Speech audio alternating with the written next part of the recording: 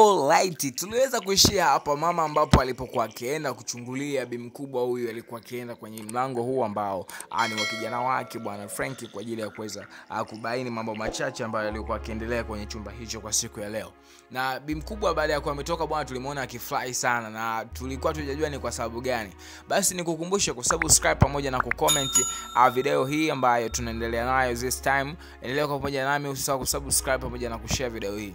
Basi sasa mama siku ya pili sasa baada ya kuwa mshikaji ameweza sasa kuingia katika mahusiano ya kimapenzi na huyu dada, basi mama alikuja na kumwambia sasa sikiliza, inatakiwa umuoe kwa sababu sio vizuri kuendelea kuishi pasipokuwa na ndoa. Sasa basi twende tukafahamu kisa na mkasa kilichomfanya mshikaji kuwa anakataa kuwa na huyu bibi na anadai kwamba ana mpenzi wake. Picha yetu inaanzia hapo sasa. Tunamwona huyu mama ambapo alikuwa akiongea na huyu binti ambaye alikuwa pia ni anaishi nyumbani hapa kabla ya huyu bibi mwingine ambaye amekuja na yeye, na alikuwa mpendi kabisa na alikuwa hataki hata kumsikia, na alifanya mambo mengi sana ya visa na mikasa ili tu kuweza kumkela huyu binti na ili tu aweze kuondoka ndani ya hii nyumba. Na hii siku hapa ni kwamba alikuwa akiangalia TV, lakini mama huyu alikuja na kumwambia hivi, unasumbua hapa tu, umekaa tu hapo haufanyi kazi yote, umekaa umejianika tu, ndio nini nakwambia.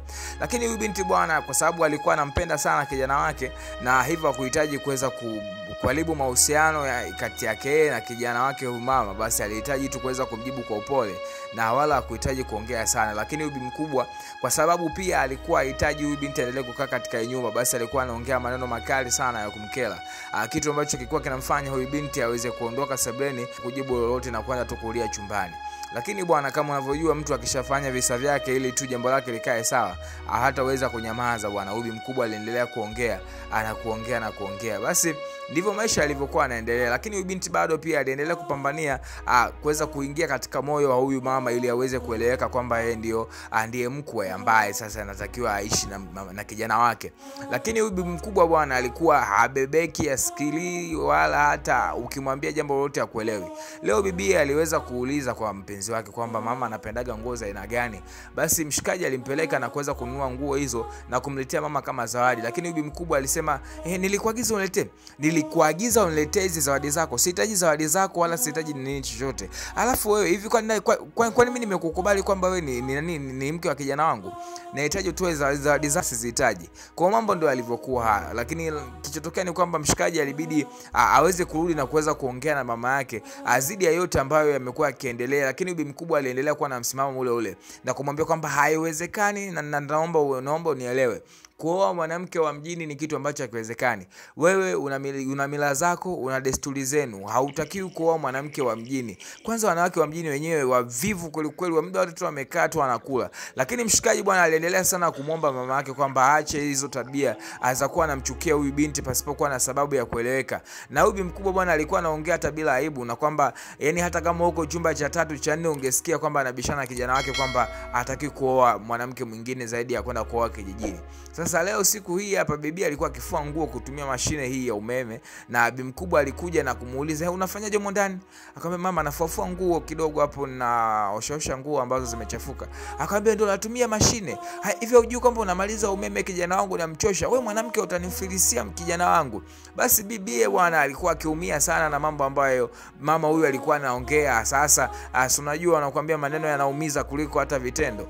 Kwa hiyo basi kilichotokea ni kwamba bibi bwana alikuwa anaumia sana. Na mshikaji alikuwa anajaribu kuweza kupigania penzi la huyu bibi na kumwambia kwamba mimi naomba tu mvumilie mama yangu, yani atakuelewa tu siku moja, naomba haya mambo yasiwe mengi sana, naomba tu endelee kuvumilia. Basi bibi bwana alikuwa pia anamsikiliza mshikaji, isitoshe kashavumilia mambo mengi sana kwa sababu yeye ndiye ambaye anayeshinda nyumbani na mama na mshikaji anakubali. Lakini leo bwana aliona ya nini, kwani nyumbani nimeua wanakuambia Waswahili.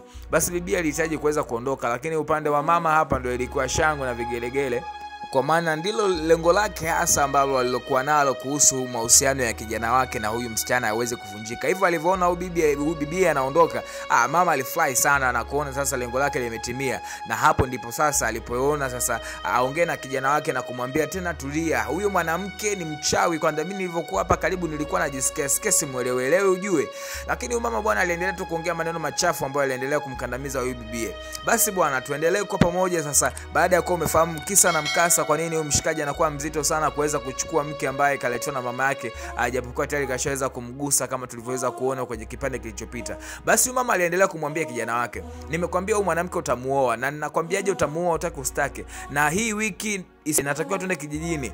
Bwana mshikaji ilibidi tu anyoshe mikono juu kwa sababu ni mama yake, na anakuambia inabidi ushike sheria ya mama yako, ndio sheria ya mama hiyo. Sasa mama bwana, baada ya kuwa ametoka kijijini kuweza sasa kuwafungisha ndoa ya kimila, baada ya kuwa amefika nyumbani, mama bwana aliendelea kuongea akiamini kwamba sasa mambo yataenda vile anavyotaka yeye.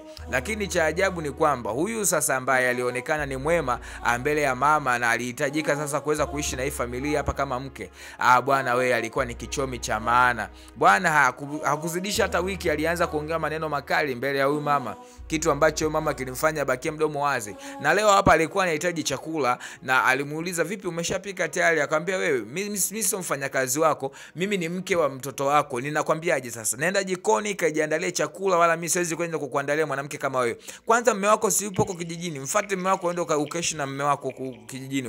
Bwana mambo yamemtokea kibani mama hapa. Sasa leo ni siku nyingine tena, kakabidhiwa nguo chafu ambazo zimevaliwa na huyu mwanamke. Akamwambia, sasa sikiliza, nenda kafue hizo nguo na uje tena hapo uchukue hizo nguo nyingine uje ufue. Hakuna atayefanya hapa kazi ambaye yani hakuna chakula cha bure ndani ya hii nyumba. Hii nyumba ni ya mume wangu, rudi nyumbani uende ukalime huko na mume wako. Bwana wewe mshikaji baadaye anarudi anamkuta bi mkubwa amelala hapo kwenye kochi, anajaribu kumuuliza mama vipi, huku mke wake akiwa pembeni anaendelea kutupia nyama choma hapo pamoja na juisi. Mama akawa anajieleza kwamba ni wewe muulize tu mke wako alichonifanyia leo. Sasa mshikaji inabidi amuulize mke wake kuna shida gani, lakini mke wake anamjibu vitu ambavyo ni vya shortcut na anamwambia usiniulize mimi, mamako ni mtu mzima na istoshe hapa nyumbani kwangu taratibu hauwezi kula bila kufanya kazi. Mshikaji alishangaa sana, walibishana kwa muda mrefu. Na hii tena ni siku nyingine bwana, bibi huyu bibi mkubwa alikuwa jikoni kwa ajili ya kuweza kuchukua chakula aende kula, lakini alikuja akafuatwa na huyu mwanamke akamwambia, hili jiko nishakukataza, hili jiko sio la kwako, hili jiko ni la kwangu kwa sababu ni la nyumba ya mume wangu. Bibi mkubwa naye akaona amtolee uvivu, akamwambia hii nyumba ni ya mtoto wangu, wewe ni mke wa mtoto wangu, kwa hiyo nyie wote ni mali yangu mimi, wala uwezo kunipangia kwamba huko ndani nisiingie jikoni nichukue chakula. Akamwambia wewe nijui vizuri bwana, acha washikane, acha wapapasane bwana. We valangati lilienda, bibi mkubwa mwisho wa siku ikabidi tu abamizwe chini kwa sababu umri ulikuwa ushaenda. Bibi mkubwa akabaki mayowe na kwambia hapo ni analia tu, machozi yanamiminika, hakuna msaada. Naweza nikasema bibi mkubwa bwana ameakanyaga. Yule aliyefikiria kwamba ni mwema kwa ajili yake yeye amekuwa tofauti na vile alivyoweza kutegemea.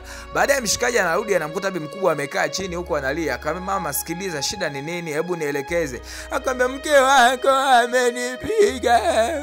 Mshikaji akabaki anashangaa, ikabidi bwana aenda akamfuate mke wake na kumuuliza ni nini, mbona wewe umekuwa tofauti sana na vile tulivyotegemea? Akamwambia sio nilivyotegemea, mama yako hawezi akanitumikisha mimi kama yani hawezi akanifanyisha mimi kazi kanikomba mimi ni umbwa, na yeye hapa tu amekaa afanye kazi yote.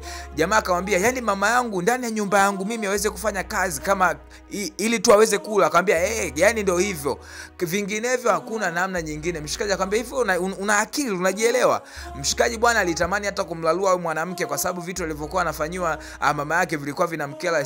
Alikuwa akifanywa mama yake yeye wakati huo mwamba yuko kazini. Sasa leo mama yuko hapa sebleni amelala kwenye kochi huko akiangalia television. Huyu bibi alikuja na kunusa kwapa hilo la mama pamoja na kunusa kochi, akasema na harufu kali hapa, nasikia harufu kali jamani. Hivi mama hizi zangu umekuja kuzichafua?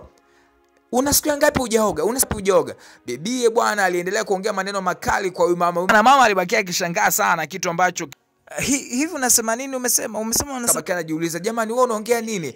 Mbona sikuelewa? Akamwambia ondoka kwenye koche zangu, unatoa harufu, nenda kaoge. Bwana alikuwa ni maneno ya kashfa sana kwa bibi mkubwa, na bibi mkubwa bwana ikabidi tu aondoke ili aweze kupunguza mambo mengine yanayoweza kuendelea. Bwana wewe bibi mkubwa ameyakanyaga. Naweza nikasema tena kwa mara nyingine ni kwamba mwanamke aliyetegemea kwamba atakuwa ni bora kwa ajili ya mwanae pamoja na yeye pia imekuja kuwa tofauti. Sasa bibi mkubwa analia huku kwa mshikaji, anambia ni wewe mke wako, ananiambia mimi nanuka kweli. Lakini mshikaji leo kamchenjia mama, akamwambia sasa sikiliza mama, wewe mwenyewe ndiye ambaye ulimtaka huyu mwanamke, wala mimi sikumtaka, wala hata sikuwa na lengo naye la kuishi naye. Wewe ulisema kwamba unataka mwanamke kutoka kijijini, ndio huyu sasa ambaye wewe umemleta. Mimi nilikuwa na mwanamke wangu hapa nyumbani, ulikuja ukamkuta na ukamfanyia vitimbu, na ndio maana ameondoka, na wewe umenifanya leo nifunge ndoa na mwanamke ambaye wewe ambaye ulimtaka. Jamaa mpaka anataka kuondoka. Mama, sasa mimi nikusaidiaje? Lakini bwana, kama unavyoweza kujua, mama ni mama tu. Mshikaji baadaye ilibidi amfuate huyo mke wake na kuweza kumchenchia. Akamwambia hivi, inawezekanaje? Alitaka kumzibua bonge la mbata, lakini tu alizidi kumkanya na kumwambia, wewe mimi sijaje kupigaga mwanamke wala sinaga historia hiyo, naomba ujirekebishe. Lakini huyu mwanamke bwana aliendelea kuwa na tabia hizo. Na hii sasa ni siku nyingine, mshikaji anataka kuondoka sasa aelekee kwenye shughuli zake za kawaida.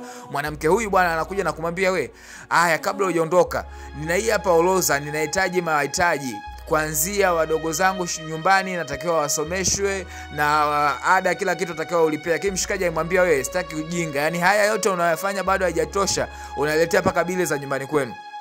Sasa kilichofanyika bana, baada ya kuwa mshikaji amempush na kuweza kuondoka, bibi alikuja sasa chumbani ahamishie kisasi kwa mama mtu huku, na akafika akamwanzishia vangi kweli kweli. Bi mkubwa akamwambia, sasa sikiliza, mwanao alichokifanya malipo yake ndo haya hapa, inatakiwa uondoke ndani ya nyumba bwana. Akabidi amfukuzie nje pamoja na vitu vyake na kumwambia, kwanza wewe uko kijijini, mume wako yupo, nenda kwenye nyumba ya mume wako ambayo yuko huko kijijini, hapa nyumbani kwangu sikuhitaji kukuona. Bi mkubwa alibakia akishangaa, akamwambia, yani wewe huyo ambaye mimi nilikuleta hapa ndo malipo yangu. Sasa tunamwona baadaye mshikaji ameweza kurudi baada ya kutoka ofisini na kuweza sasa kuanza kumuulizia mama yake. Mama alikuwa akiita huko akitegemea kumuona mama yake, kwa sababu alikuwa amepata plani ya kuweza kwenda kumuona mama yake hapa. Lakini alivyoweza kufika hapa akamkuta sasa mke wake hapo, na akajaribu kumuuliza, akamwambia, bwana, mama yako nimemfurumusha, nimemuondosha hapa nyumbani. Bwana mshikaji aliwaka sana, lakini sasa mwanamke mwenyewe kichomi, yani ni kwamba mshikaji alikuwa akiongea, lakini mwanamke naye anaongea kana kwamba unaweza kufikiria anaongea na mwanaume mwenzie. Yani mshikaji ikabidi aondoke, akamwambia, kaa hapo subiria niweze kurudi. Bwana mshikaji ilibidi aondoke na kuelekea kwanza maskani, aende kutulia kwanza na wana huko, akishushia bia zake 2-3. Baadaye sasa akawa amepata nafasi ya kuweza kuwasiliana na mama yake na kuweza kumuuliza, mama, kulikoni, kuna shida gani, mbona sielewi mambo yanaendaje? Bwana mshikaji ikabidi bwana amwahidi tu mama yake kwamba aendelee kwanza kukaa nyumbani, kwa sababu kama unavyoweza kufahamu bado mambo hayajakaa vizuri. Lakini sasa upande huku wa mke sasa aliendelea kusubiria kwamba mume aweze kurudi. Tunamwona huyu sasa ambaye ndiye ex wife au ex girlfriend wa huyu bwana, ambaye ni ex girlfriend wa Frankie, ambaye alifukuzwaga au alifanywa vitimbwi na mama yake Frankie mpaka akaweza kuondoka. Sasa leo Frankie bwana inabidi ampigie bibi na kumuomba wakutane waweze kuongea ili waweze kuyajenga. Mshikaji inabidi sasa akumbuke penzi la zamani. Waswahili wanakuambia baada ya kuona sasa upande wa pili huko kumewaka moto. Na leo asubuhi amerudi mshikaji ili tu aoge na kubadilisha nguo, kwa sababu nyumbani pamekuwa pa moto. Anafika tu huko anakutana na mwanamke bado anamzidi kumfokea na kumuuliza, jana usiku umelala wapi? Naomba uniambie. Mshikaji alimwambia, wewe kama unataka nisikupasue kichwa, achana na mimi tena nipishe hapa. Mshikaji bwana ilibidi aweze kutoka, lakini bahati nzuri sasa yule ambaye alikuwa ni mpenzi wake wa awamu ya kwanza kabisa, ambaye bi mkubwa alimkataa, aliweza kupata nafasi ya kuweza kuongea. Bwana mshikaji ilibidi ajitetee sana ili tu aombe nafasi ya kuweza kurudiana na huyu mwanamke. Alimwambia, jamani, mimi sikuweza kufahamu vizuri, isitoshe yule mwanamke mama ndo aliforce, wewe mwenyewe unaona, na mimi sikutaka kupigana na mama, nilitaka tu mama tu mwenyewe aweze tu kufanya lile ambalo anataka, ili mimi niweze kufanya mambo ambayo yanaweza kani sahihi mbele yake. Jamaa bwana aliendelea kubembeleza, lakini mwanamke alizidi kumkataa na mshikaji, na akamwambia, ina maana kati ya mama yako na wewe nani ambaye anayefanya maamuzi ya maisha? Baadaye bwana mshikaji ilibidi pia aendelee kusumbua. Alienda paka nyumbani kwao huyu mtoto mlembo hapo, akaenda kuongea naye pale akimuomba msamaha. Yote hayo ni katika hali tu ya kuendelea kumbembeleza, lakini pia wakati mwingine ilibidi pia hata kutumia simu bwana, ilibidi aweze kumpigia simu ili aweze kuongea. Na leo bwana alipata nafasi sasa ya kuweza kuonana na mwamba bwana alikuwa anajitahidi sana katika kipengele tu cha kubembeleza, alikuwa ni vizuri. Mtoto watu alikuwa analalamika sana, anamwambia, hivi inawezekana kweli? Yani mahusiano yetu yalivunjika kwa sababu tu ulishindwa kunitetea mbele ya mama yako. Bwana upande wa pili basi mshikaji akawa tayari kashafanya mambo yake huku ambayo yeye alikuwa anajua. Bwana aliagiza hawa maskari wawili na kuja kumwambia kwamba, bwana, mume wako nyumba hii ameiuza, kwa hiyo unahitajika uweze kuhama, hii nyumba hii ishanunuliwa. Na mwanamke huyu sasa ilibidi apigie simu mshikaji mshikaji, lakini mshikaji akupokea simu na ama bwana ilibidi sasa walete mkwala kani kwamba wanahitaji kuweza kuifunga hii nyumba kwa sababu nyumba tayari imeshauzwa na ilibidi waweze kumfurumusha nje, yani ilibidi wamuondoe hapo nyumbani. Na mshikaji bwana ilibidi aweze sasa kumleta huyo mwanamke ndani ya hii nyumba kwa sababu aliona sasa hakuna namna nyingine ya mwanamke ambaye anayefaa kwenye maisha yake. Na hivyo basi alipoweza tu kufika mama naye bwana bahati nzuri alikuwa ndo amefika muda huo, ikabidi mama aanze kujieleza na kuomba msamaha sana, akiomba kwamba ni kutokujua tu kwa sababu ni ndoto ya kila mama kumuona kijana wake akipata mwanamke mzuri ya sasa tena yule ambaye anayemfahamu yeye. Kwa hiyo bibie pia alimwambia usiwaze mama, mimi nimeshakuelewa na nishakusamea, kwa hiyo hauna haja ya kuendelea kulia na kuendelea kunibembeleza sana. Basi familia bwana ilibidi ianze tena maisha mapya ya kuendelea tena yaliyo bora. Endelea kwa pamoja nasi kwa ajili ya kazi nzuri ambazo zinazoendelea katika kiwanda hiki ambacho hakichoki kupandisha kazi kila siku jioni. Ni miendelezo juu ya miendelezo. Bwana tunaendelea kushow love, endelea pia kushow love kwa kucomment pamoja na kusubscribe pamoja na kushare na marafiki wengine ambao wako